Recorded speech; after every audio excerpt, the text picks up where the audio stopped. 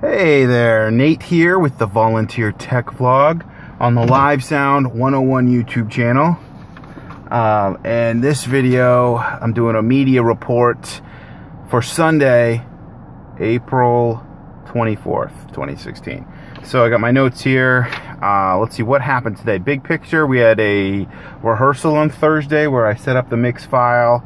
I set levels, labeled the channels, got everything good to go. Came in Sunday morning, did another rehearsal, and we had two services today, an 8 a.m. and 10:45 a.m., and we had a memorial service for Harry at 2:30. So busy day, a lot happened today. And we had a catastrophic failure of a computer that I will mention later on in this little report. So let's just run down. So db-SPL A-weighted, max levels slow. So we measure all our levels from the back of the room to that standard from week to week, so we can compare relative levels. So during rehearsal on Thursday, we hit 92.5 with the empty room. During rehearsal on Sunday morning, we hit 96.4 with the empty room. And then actually during the 8 a.m. service, we hit 96.3. And during 10:45, it dropped. We hit 93.4. So interesting trend that it seems to be, levels seem to be actually less during the more populated 10:45 service. So people tend to absorb more sound than they put out, which is interesting. And those levels, definitely, I could see the meter peaking. Had my eye on it during certain drum fills. So, oh man, I'm running out of batteries here. I gotta plug this guy in or else it's gonna shut off on me. I don't want it to shut off on me. Okay, we've got juice going to my phone now. So, oh yeah, could definitely tell. When I saw Marcus doing the drum fills, I saw new max levels being recorded with every time he hit a certain drum head.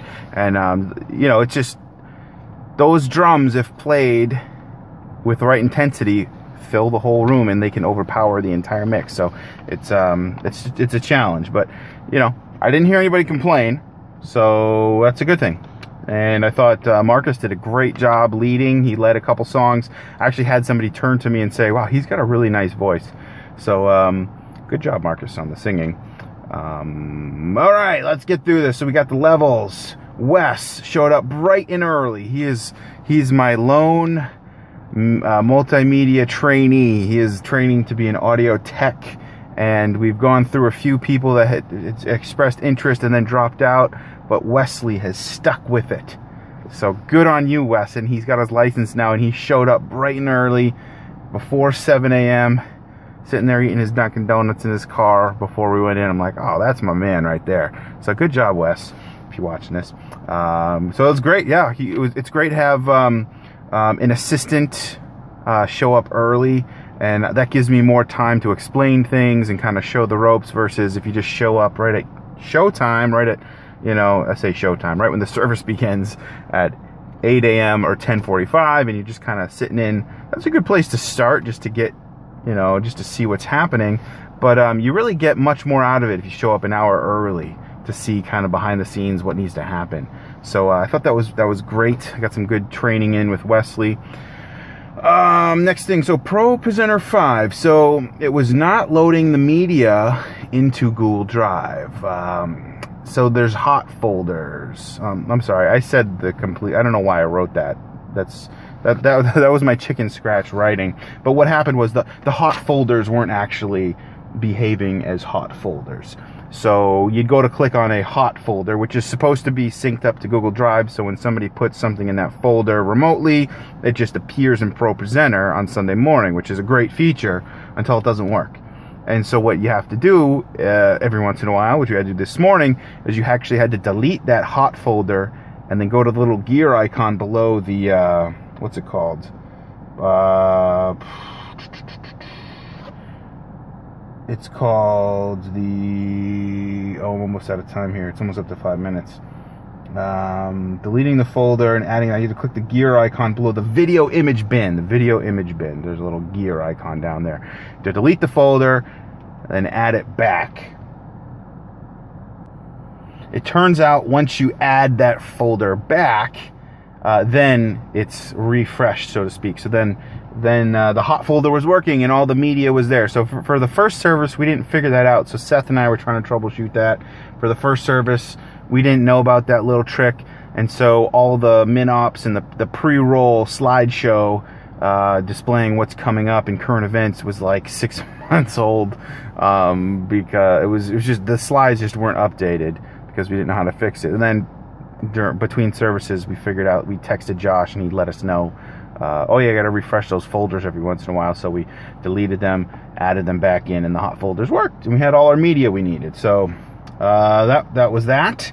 Let's see. So I let Wes be the board operator, even though we don't have a board. It's all virtual. We have a virtual mixer and software audio console. So I did first service, got everything going good, and then I handed over the seat to Wesley to let him run the ship, so to speak, and I was just kind of there giving pointers, and if he needed to ask a question, I was there. But he pretty much ran the service with mutes and unmutes and making sure levels were right and just doing some basic mixing. So that was a good experience. Something happened with the second service where Pete's vocal mic got turned down in the main mix. I don't know how it happened. Somehow inadvertently got turned down, and we corrected it, during the first song and put that back up again. So it was no big deal. He could still hear himself in the monitors. He wasn't muted. I think his fader just inadvertently got turned down somehow.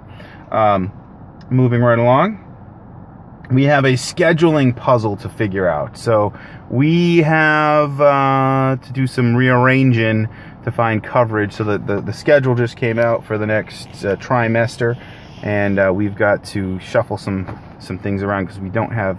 There's 2 dates, one in June and one in May, where we don't have audio coverage. So we're gonna need to figure something with that. That is a puzzle we need to figure out. And now, as I drive, I finish off this video. So those were the main things I wanted to cover. But let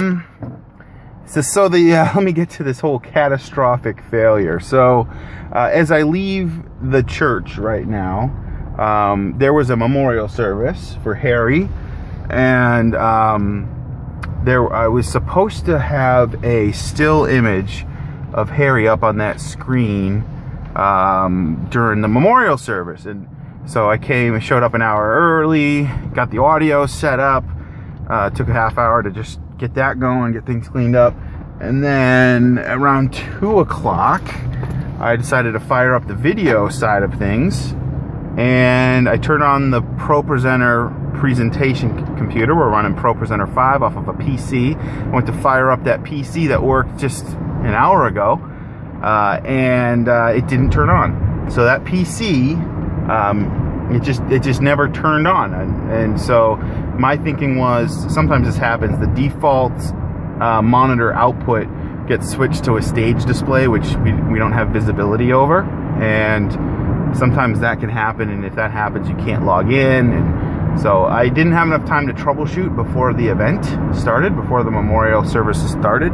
So we just left the screens blank because I didn't have enough time to try to figure out what went wrong. And so after the memorial service, I unplugged the VGA cable, which made the workstation DVI feed the main display output, and I got some really funny screen that said, some sort of unauthorized firmware was loaded, and press the N button to continue. I'm like, I have never seen anything like that before. And I pressed N to continue, and it took me into this BIOS screen, which said the Republic of Gamers. It was this weird Republic of Gamers BIOS screen, which I honestly have no idea what that is. And anyway, as it turns out, so the system right now, as I'm driving home, is not functioning. So if somebody comes to the church to turn on the system to do video, to run ProPresenter, it's not going to work. So we've got some troubleshooting to do this week before the next service to get that remedied, to get that fixed. The good news is Rich was there, our in-house computer guru, so he thinks he has a clue as to what might have gone wrong. So anyway, that's the media report for today.